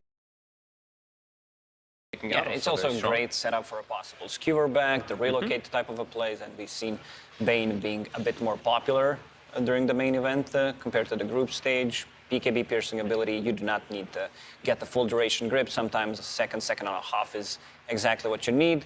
PSG LGD, okay. Okay, I so like they're this. going to take it. So that's a backline hero to get on top of IO. That's always nice. Mixed damage carry with ET. And if it is going to be, that's also the thing where we were talking about earlier, where it's like forcing the Magnus out of a position. Storm Spirit is one of those heroes that it's not the worst matchups. Magnus still does pretty okay, but Storm thrives versus melee heroes, period. So, and I saw a couple times where even Nothing to Say, I think it was versus, Elephant. He got solo killed by Maybe, who was the Storm Spirit. It was Maybe who, Somnus, who popped off, is getting solo kills in the group stages, but that's a matchup that you can. I believe T1 didn't mean to pick Storm Spirit in this game. That's the feeling that I get. It's just they used this Queen of Pain ban that PSG LGD did, and they also banned out Lina. Lina, one of the heroes that doesn't have bad matchups, I would say. I don't think anyone wins against Lina, no matter what happens. She's still going to farm, and she's one of the, I'm going to say better, but decent against Storm Spirit. She's not going to come out even, I believe. And yeah, so Storm Spirit, as you mentioned, the backline jumper, they have no low cooldown stuns. Puck is still available if they want to try to counter Storm Spirit, the leash mechanic, even though with the recent changes, the Storm Spirit item build, going for Kaya Sanj so that the coil and the silence does not last as long. That's one way to deal with that. What could LGD be thinking then now? You already talked about how they're maybe moving the Magnus from position, but they actually really like it and Nothing to Say as well. They do, because he likes playing like he transitions most of the times too. But they've been having a lot of time with Faithbeyond as well, so they don't mind moving it. I don't think they even that's probably not even like, oh, okay, we can't put Mad May. They're probably like, whatever, ignore that. Just go for the they're best just draft. like, we need to have disables now. There's the Lion. So they're gonna take the Lion. And then they pick up their carry as well, so the Mag remains a flex pick then. Yep. And that's a pace hero, so they can set tempo. They can play a lot faster this time around. I feel like last time, this Terrorblade picked, we mentioned at the end how they picked it into Lion, so I feel like they did pick it in a bit of a tough position for him to actually just straight up carry the game on his own. This one, just much faster paced. He's not actually countered by much of anything. You're good versus ET. You're a natural BKB buyer as well. Oh, a Spectre. What do you think of this core-to-core matchup, Lacoste, between Spectre and Ursa? I like Ursa here quite a lot. Ursa comes online quickly. I think it's more of a backline jump thing, so that Storm Spirit has another hero to play with. So Io and Lion will have a bit of an issue, especially Io. He's going to be the primary target that they jump. Looking at PSG LGD, they are Radiant this time around, and they also have Ursa lineup. So once you decide to do the swap Reno, the trade, you're going to lose your tier 1 tower, your carry goes to tier 1 tower on a top lane, and then you can always threaten the Roshan, because Ursa plays the top part of the map, while Dire, they need to stay close, they need to be checking, and Ursa is the best Rosh taking hero in the game. Is this a hero that you guys would consider good with the two buffers they have on Mag and Iron? Oh yeah, that just seems perfect. Absolutely. It allows him to. We saw even multiple different games where I've seen more Aghanims now on these Ursas just so they can get their. OG, I believe, did that. Yeah, Sumail did it. He was versus a lot of disables. This one he's versus a static storm. I don't think we'll see that. I think BKB it's going to be like Diffusal, BKB, Blink Dagger, something like that, Basher, etc. It's going to look to be super active very early on. What could be the last picks that we'd be seeing? So for LGD is still open. For T1, we're probably looking for an off-laner here. Yeah. I'm surprised, again, though, I see the Lion picked, which was excellent, versus the Storm, and then they picked the Spectre versus. I actually like Lion versus Spectre in most games. As soon as you hit, 20 minutes, there's a team fight happens, just mana drain. You take out 3 illusions inside of a big haunt. Also inside of mid game too, being able to take it out. It's really strong, really effective. So I feel like both teams kind of like were like, oh, let's just make the line a little bit better somehow. Yeah. As we saw PSG LGD take the Terrorblade last time versus it, and now T1 take the Spectre versus it. I would love to see some kind of tower damage coming out from PSG LGD. There's still Beastmaster available, or they can go for the Dragonite, have a bit more stun control against the Storm Spirit, which could be flex, and they could put it on a mid lane. It's still Storm Spirit favored matchup, but then you have this flexibility to see where Magnus or Dragonite are going to go. Also, yeah, BKB carrier, who also and someone who benefits from the Empower. Yeah. That's what I want to see. And we see like the bans, right? It's like Nature's Prophet and Lycan, and both teams are like, well, we're both lacking push. So That's true. Well, I can touch on the Lion a bit earlier again. Do you think the Spectre, as you said, is about jumping the backlines? There's an idea that you can overwhelm the Lion, perhaps, that you can't deal with both Storm and Spectre at the same time, and they see the value of him as a counter to the Storm with a Hex? yeah, definitely. I mean, that could be another thing too. And so Spirit's always really good to scout too, so they'll always know where he is in the fights, even if Haunt isn't up. So yeah, maybe if you double down, right, it makes it a lot harder. And we did end up getting the Ember, so that was the other one that we were kind of mentioning for nothing to say. Yeah, now looking at the bans, it makes a lot of sense because Necro just completely dominates Ember Spirit in the lane. You can play on his high ground. And Ursa, one of the heroes that loves to play on low HP. One Reaper side could change quite a lot. There is a save from Io potentially, but yeah, now looking at the bans from PSG LGD, they make quite a lot of sense. And Jenkins' fact of the day from this morning also, right? He said the Heartstopper aura goes through in Rage. There you go, Jenkins. I'll give you that one. Oh, useful. So, but yeah, there was those bans are definitely looking to make a lot of sense from PSG LGD with the way they set it up. And maybe they were thinking about that Ember for quite a long time, but waiting for it till the end. How's the matchup between Storm and Ember, though, in the mid lane? Oh, Storm Spirit just completely dominates, okay. I would say. I've seen it like go both ways, depending, but it's very skilled matchup. Still, I'd give 60, maybe even 65 to 35 for Ember. I've heard in the game, though, Ember does do better because his Searing Chains can stop Storm. Yeah, it's purely laning stage, 7-8 minutes. Storm Spirit just has an upper hand. Right. Well, we could see rotations early, though. That's what I see a lot of teams with Io do. They make the move early to mid lane, like pre-6, so they think look to perhaps set up a kill and also look on the runes. So maybe we could see PSG LGD look to set up like something like that. T1, what is the Cuckoo hero? What do you lane against the Ursa? That's always a tough one. Do you prioritize the lane here or the game? I was thinking about something like a Legion Commander, but then it's not that great of a counter. Ursa is not so strong, level 1, level 2, level 3 against certain melee heroes. So we'll see. Oh, okay, that was the lane. I think this. The reason I was saying lane is because they already have late game and mid game secured with like Spectre, Storm, ET. They have so much team fight. I wanted something that just makes sure they don't get run over, because I think that's what the potential of Io Ursa gives. So, and this is a really good solution versus Ursa. This is perfect, pretty much. You ruin Ursa's game, and you're also Spirit Vessel carrier. This is your primarily item against Io. So you're gonna have 2 flies killed by one hit, pretty much. I love the Venomancer pick. I'm leaning towards T1 here. Yeah? Yeah. I'm just seeing a bit of limited disable without like heavy commitment for the Ember Spirit. So I feel like Ursa now is addressed because of this Venomancer, but I'm worried about the Ember Spirit going crazy because I only see like one way to actually catch him, and it's Static Storm right now. Stomp is very difficult. If Storm has a good timing and a good game, he could get an Orchid. So I'm going to be looking at Carl, looking at the mid lane, looking at how good these lanes actually will go for T1 to see how they're going to be able to handle this Ember Spirit, because I do think that Ursa is maybe just, now you're scared of Ursa. We saw Nisha the other day also too. It was, hey, we're also scared of this carry. Boom, Nisha goes crazy as Ember, and I think this hero can't do that.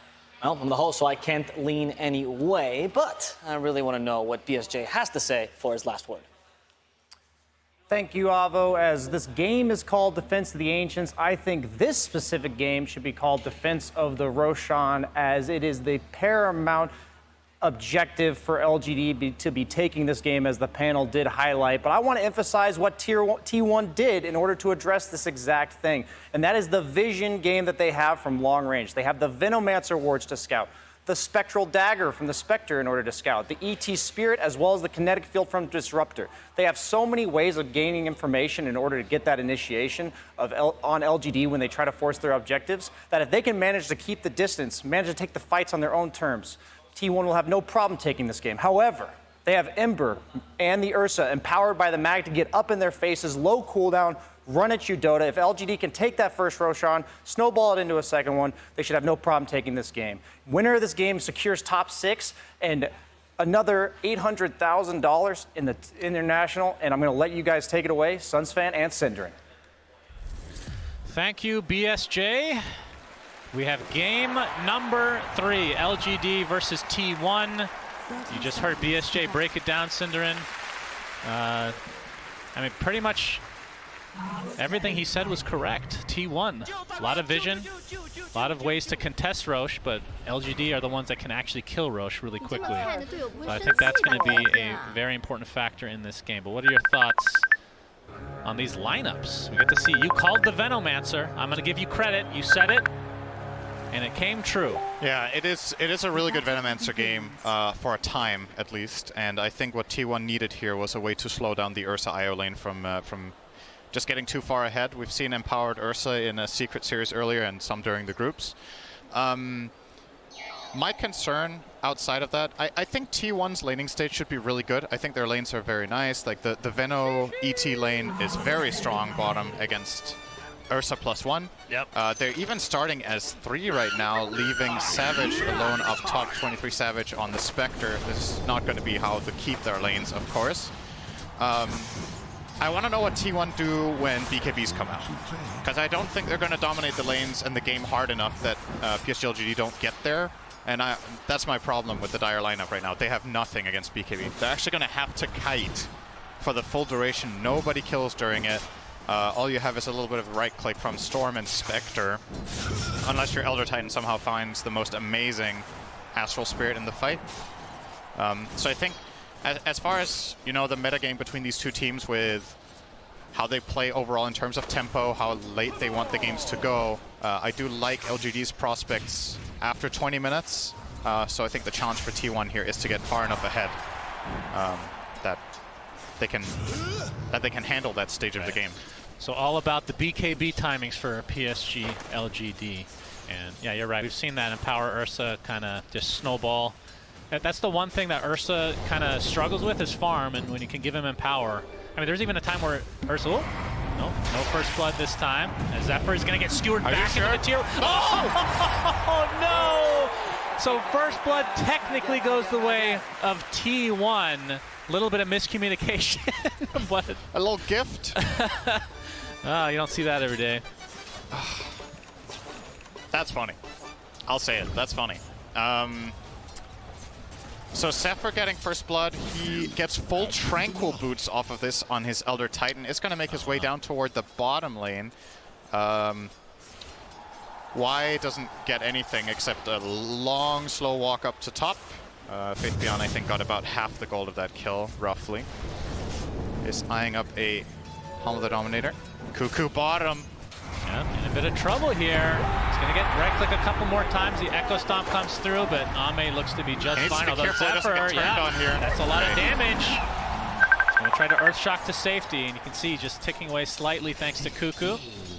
Very, very annoying here to deal with, as has been his trajectory in Dota history, action. Of course, some changes made to him recently.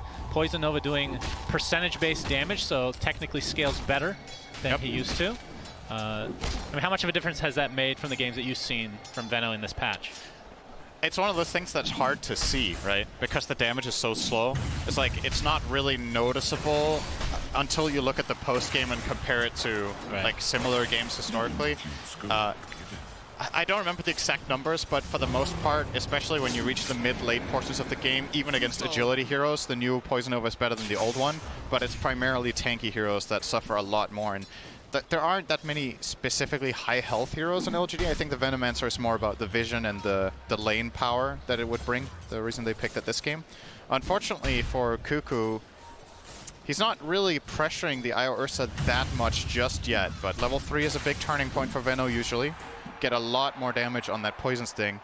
A skill that has a very special scaling, actually. I find it very unique the way it scales in 3 aspects like this: duration, DPS, and slow with every skill point. So effectively, you know, most skills in Dota scale in a linear fashion. Yep. This is very different. It gets so much better on level 3 and 5 for the Venomancer. Obviously level 2 and 3 on the skill compared to level 1. So for comparison, level 1 is 36 damage, level 2 is over 100, and level 3 is 250. Why don't we go through every skill in the game? You can read the tooltips. Sure. Which are available. All right, going to the menu. First the hero, beauty of Adam. Missed coin. You guys can't see, but he actually opened up the Heroes tab. You can see everybody's really happy, either with the pause being unpaused now or Cinderin stopped talking. Not sure. We'll have to find out another time on this segment of Cinderin +1. Or -1, depending on your perspective again. Wyatt, Thunder Strike from Whitemon. Looks like Carl's going to secure the Water Rune for himself. Already queuing up the Orchid, which obviously no big surprise, pretty much the standard. As you can see, Zephyr preventing Nothing to Say from getting the second Water Rune, so Carl gets a double whammy this time around. Yeah. And look at the CS, 26-7 to the 22-4. Talked, I mean, the draft panel kind of discussed that matchup overall. Do you think that, I mean, Ember seems to be doing pretty decent, all things considered. It's I would say it's a slightly Storm-favored lane overall. Not by a lot. What Ember's going to do is exactly what Nothing to Say is doing here. Oh, why? Actually gets spike. the spike. He actually runs right back into it. Hex to follow. TP is going to be canceled because that is a super easy kill for Big LGD. Kill. Yeah, so what Ember does in this lane is we're going to see a glimpse. I think Faith Beyond will be okay here. I've never heard that before. Okay, you might be right. They're out of mana, and surely he You're can't right. die. It was very close. He only had 310 health left, Suns fan. That was very close. Is very tanky. The crowd goes wild. I mean, he's sick escape. He's part rhino. I'm pretty sure that's the lore. So very thick skin, very thick boy. So what I was gonna say was Ember against Storm in mid. What Ember will generally do is he will max out Sleight of Fist. And try to harass the Storm back that way. The problem with going max Flame Guard is that you can still get it broken too easily by Storm's Overload and Static Remnant charges, and at that point, you have stifled your ability to go and gank other lanes by maxing Flame Guard over Sleight, which is clearly the stronger offensive build in most situations. So I do like to see this build coming out from Nothing to Say, and yeah, that kill from Lion helps a lot. As far as T1 goes, we're still doing great on CS, both top and mid, but bottom, Echo Stomp's Cuckoo. not going to connect. Ame gets a couple right clicks off on Cuckoo, which is always scary when you're a big bad bear. It's top lane. Oh, why? Looks like he's going to try to deny himself, but 23 Savage with, the Arcana kill streak. Good to see. Very good. And making progress on that. Probably has like 1,000 more games to go before unlocking it. Very good news for T1 here that 23 Savage is top net worth on Spectre. This hero is crazy when it is ahead. I want to say, just as a gut feeling, maybe one of the highest win rate carries of all time when it's top net worth at like minute 20. It's just crazy how well Spectre scales in a lot of games. Well, to be fair, it did used to farm really poorly. Yeah. So if it was top net worth at that point, then that's a little different story than nowadays. It's still a lot worse than most carries at farming, though, right? Like it's still slower. The Falcon Blade build-up and the better dagger. Jump in from Storm, but it looks like Cuckoo wants to play as well. Trying to turn this around on the bear. Beautiful impale from Y, but results in the same ending, which is Ame Dunzo. That's a lot of damage! Gets destroyed as well. Double kill for Nothing to Say. It's going to be a back and forth action as 23 Savage pops the wand. As Nothing to Say still has the Flame Guard applied, and another beautiful Sleight of Fist as a triple kill for Nothing to Say. Looked really bad for LGD. Yeah, that was a great Nothing to Say, start of great that rotation. play. T1 with a very, very good one there, but damn, that Spirit Bomb from Nothing to Say. Triple Remnant, I think that was, into 4 heroes. Double damage rune and Sleight. Ooh. It's just not fair, you know? Why do you have to have a double damage too? He's just better. Whitemon. And Shockwave is up. Doesn't have a ton of mana afterwards, though. So we'll just throw it out for good measure, as Ame has now made his way to the top lane. This is going to give Nothing to Say a lot of value. Obviously, getting those 3 kills, he's now 4-0. He's going to grab himself Phase Boots as well as Orb of Venom. Going to finish Orb of Corrosion soon, as they're trying to get him this bottom rune, which could get a little dicey. Yeah. It's top. Spawns, and it is top indeed. It's an illusion, so mostly just for filling up the bottle purposes. Not a ton of kill potential.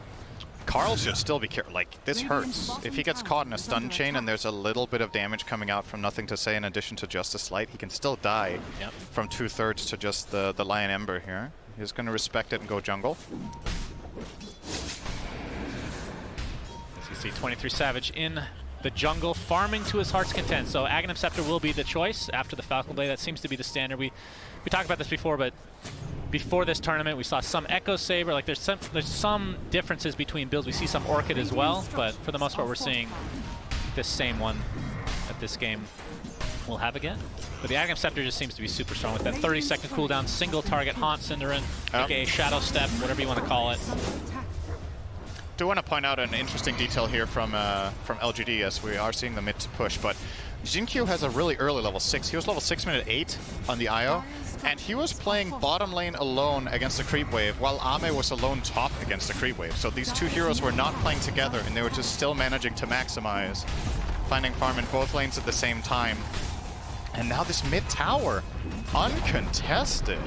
Really surprised that T1 didn't try to do something here with their Elder Titan and maybe Veno defending, but they just willingly give up the biggest tower in the early game. Well, let's talk about Veno. I mean, Cuckoo, we're going to see the Earth Spike come out first. Relocate on the way with nothing to say. RP from Faith Beyond. Down goes Spectre.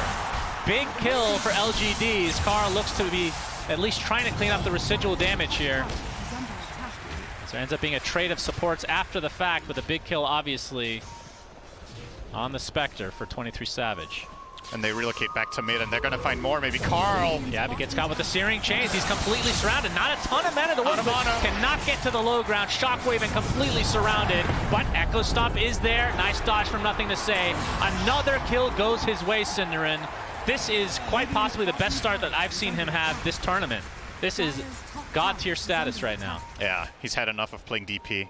Now it's time to go. It's like, all right, we gave you I mean, do you know if the DP, the one that they lost against Secret, was that the only other time they picked DP? I don't know if it was Nothing to Say playing it or Faith Beyond. I actually don't remember, but I know they played it in that game. I don't know if it was the only other DP game they've had. Gotcha. Yeah. He's popping off in this game, that's for sure. Cuckoo is next. Find Cuckoo, and the finger of death from Y. LGD clicking on all cylinders in this game. This is looking scary if you're a T1 fan, just because of how insanely fast a game like this can go with an Ember having this kind of a start. You know, it's not just Ember, he's playing with IO. Yeah. So you get that extra mana funnel all the time. It might not seem like much to get the attack speed from Overcharge, but all of it just adds up, right? It just compounds over time. We have a Haunt with a Static Storm. This is going to be a big kill for T1. And they find Ame.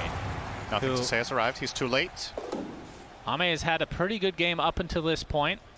Talk about it in just a moment to see if more action comes here as Zephyr, Nothing to Say, has the Empower. There's the Searing Chains.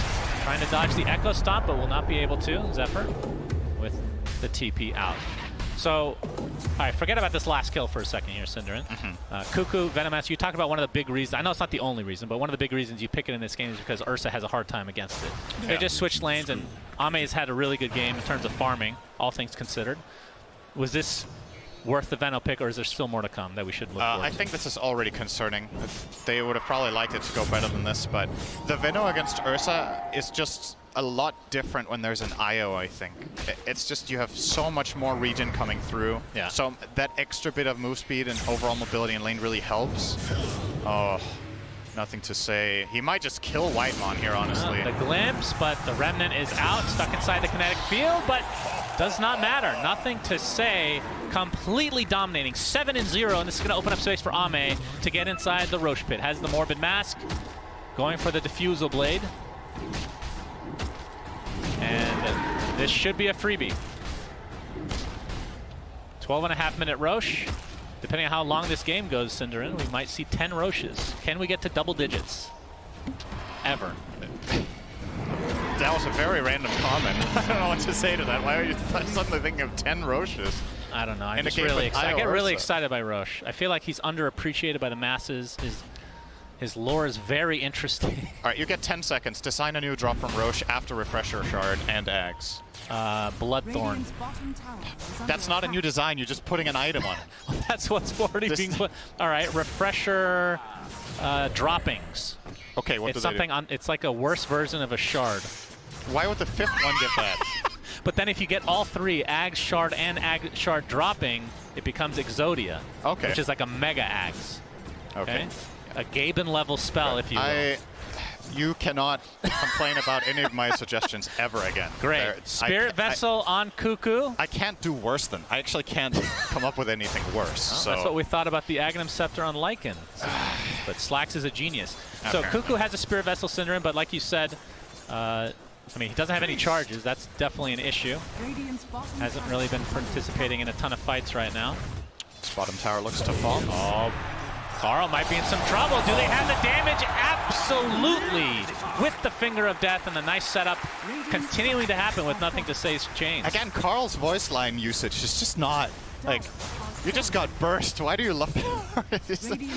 I think... I'm pretty sure he just randoms whatever voice line. Yeah, he uses whatever. Of course. It's just funny that there seems to be an emerging pattern of Carl's voice lines just not necessarily fitting the situation. I guess that's a good way of keeping morale high, you know, laughing at your own misery a little bit. Yeah. That one fits a lot better. Yeah, that's I like a little that. better. Yeah. He had to search for. He probably just binded that now, just to make sure he could use it. Did you say binded? Bind it. Oh.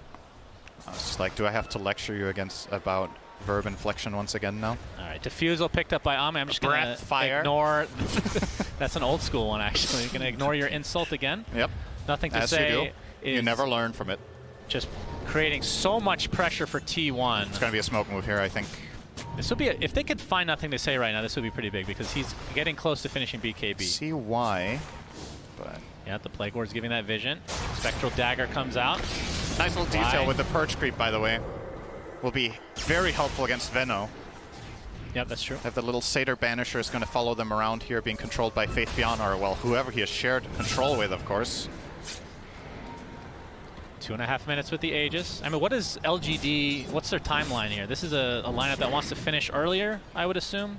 They don't want Spectre to get ultra late game? It depends. Like, if you have this strong map control and you keep pushing all the lanes and you find kills frequently, I don't think your lineup is severely worse late game. You have 2 melee cores that use Empower, BKB piercing stun from the Magnus. Yeah. Lion is always going to be a late game wildcard hero because of how strong disables just are.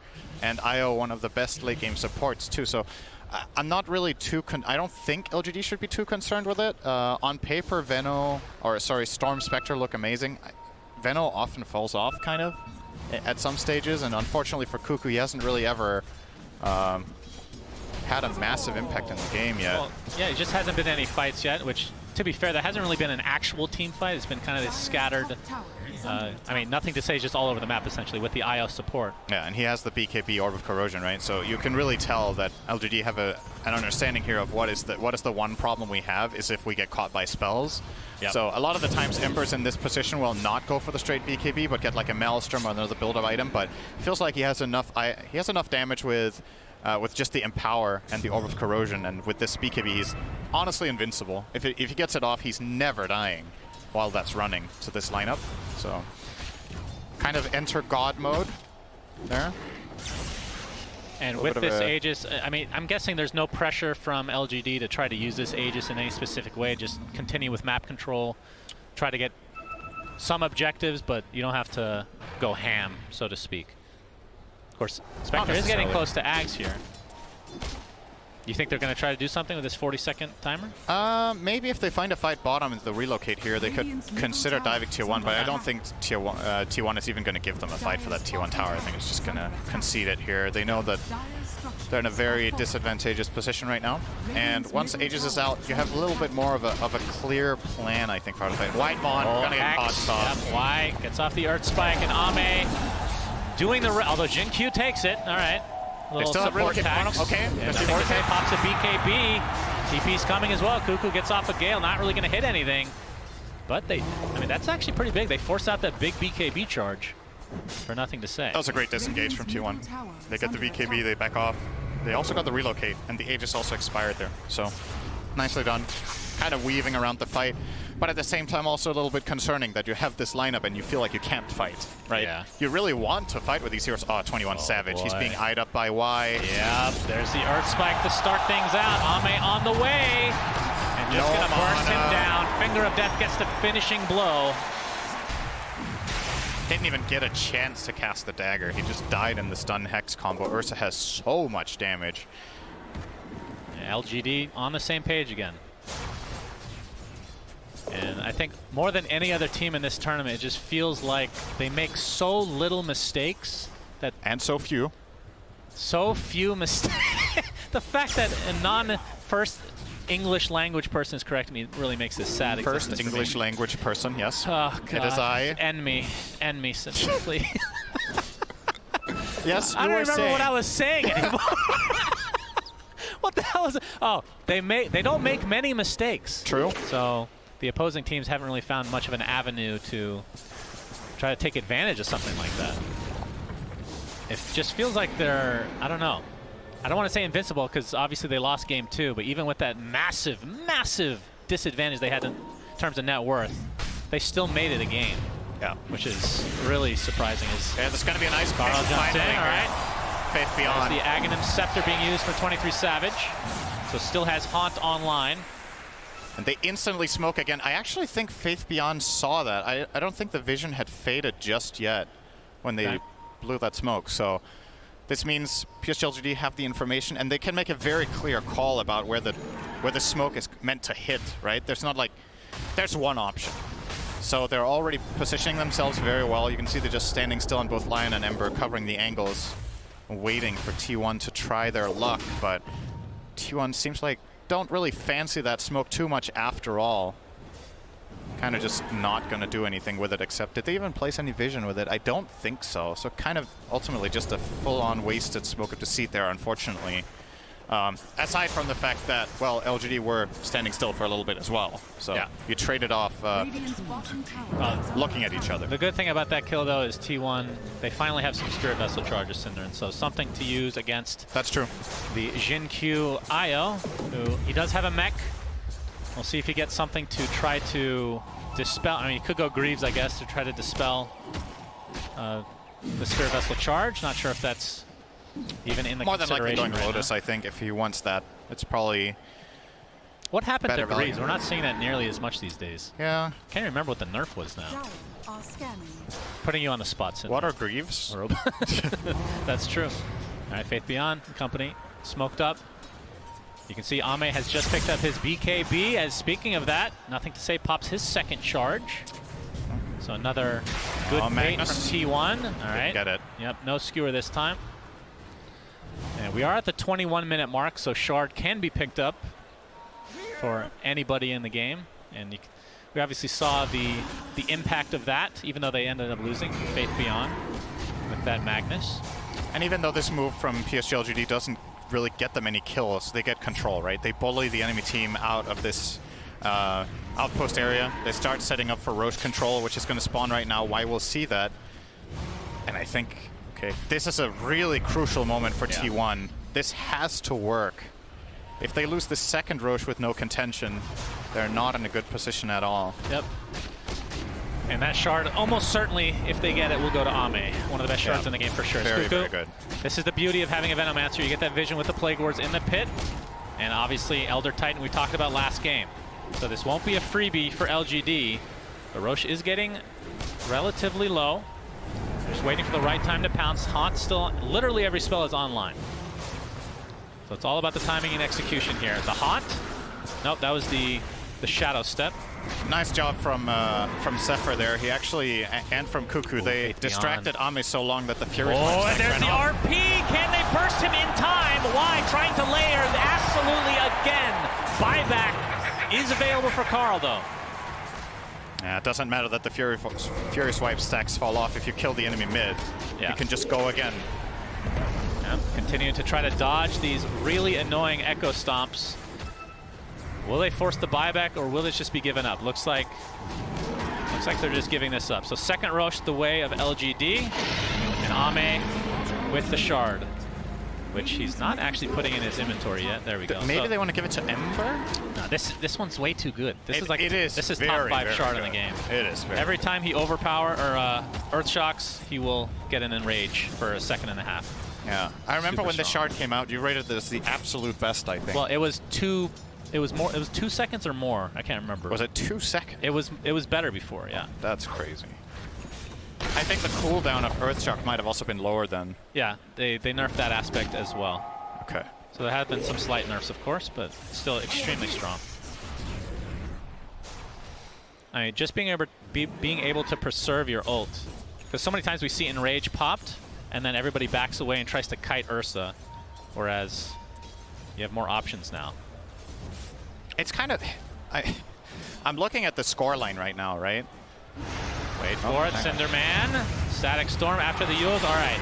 Looks like they're going to try. Well, actually use the Shadow Step, but Whitemon gets out in time, just barely. So they force out a ton of TPs for LGD. Nicely done from T1, baiting that. Yep.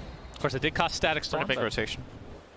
Sure, all is well. Isn't it weird for you to see Ursa so far ahead on the net worth with 0 kills? I feel like that's such an uncharacteristic Ursa game nowadays. Power time, I guess. And power and just the overall, you know, they got Roches, they got towers. I was like, I wonder what his KDA is. He's 0, 2, and 4. Ame's just been farming a crazy amount because of the map control they've gained, but the kills, more or less all of them going on Nothing to Say. Also, I picked up Fey Grenade. That's actually not too bad. Gives them the extra movement speed, and obviously any additional procs of your passive is going to be very nice to have, especially at range for a melee here that can get kited so easily. Carl is setting up top, but his play doesn't really exist. He can't solo the Ursa. He's just going to leave. Yeah, and this lead is just continuing to balloon. So 8K now for LGD. You can see their win probability at 73% currently. But T1, I mean, they have options. We talked about the high ground defense of Elder Titan. Spectre is obviously god tier late game, same with Stormstreet. The only question mark really, in my mind, is Veno, because we just haven't seen a ton of this hero in this patch. Is Faith Beyond? Shadow Step was there, but... And let's keep in mind, we saw a game of IG versus Spirit with what Spectre Storm can do when they're doing well. If you do equalize this game somehow, there are so many ways of finding kills with these two heroes together. Once the Spectre gets the Aghanims, which he obviously has, but they're just unfortunately too far behind to really take initiative right now. Yeah, Whitemon spotted out. Easy kill. Glimpse doesn't even break the tether. As LGD getting whatever they want. So still 3 tier 2 towers existing in each respective lane, so they're going to have to get through those. And in terms of their tower push is not good for LGD. That is one saving grace for the team. When you talk about high ground defense, plus the fact that you don't have a real tower hitter, per se. Yeah, it is going to take a little bit long. They will get a siege creep in here now, though. If they have Glyph, they could keep it alive. They don't. Cuckoo, Nothing to Say, catches him. You can see Islo relocating. Ame wants a kill, and he'll not get it. Nothing to Say taking that one, although Ame did find one earlier, Synderen, so finally getting rid of that goose egg. Goose egg?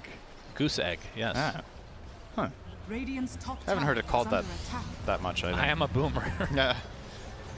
No doubt about that. Let's have some TPs top. 23 Savage. A lot of mobility for him, and will be a difficult kill. Just popping the Shadow Step constantly. It's only a 30-second cooldown, of course. Why? Glimmer. Oh my god, if he finds Savage here. Oh, he glimpsed it for a second. Oh, the horsey. Not enough, not fast enough. But he does force out Haunt, which is a huge deal. That's true, that was not the Shadow Step that time. He used the Shadow Step just to kind of harass and be annoying.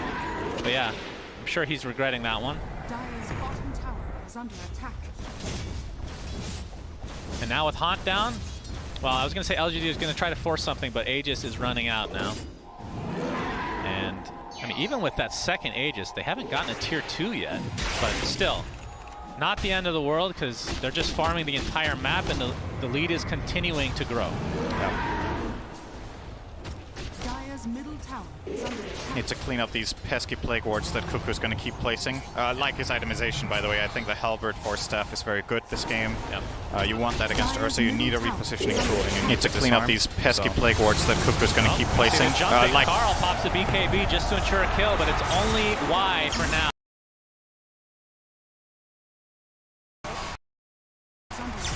Trying to force out the BKB from Nothing to Say, but he's not going to get baited this time. 2 times is enough for him. And now that the Aegis is gone, we'll see if T1 want to try to force something, especially with the advantage in a 5v4 right now.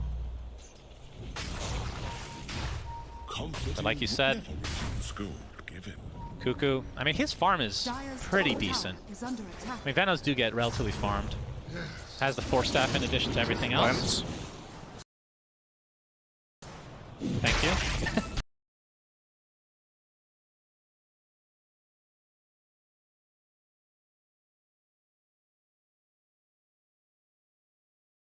glimpse.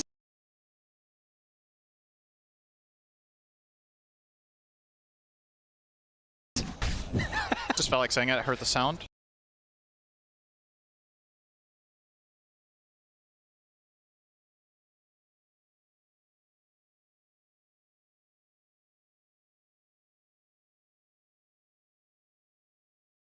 Yep. Wasn't what?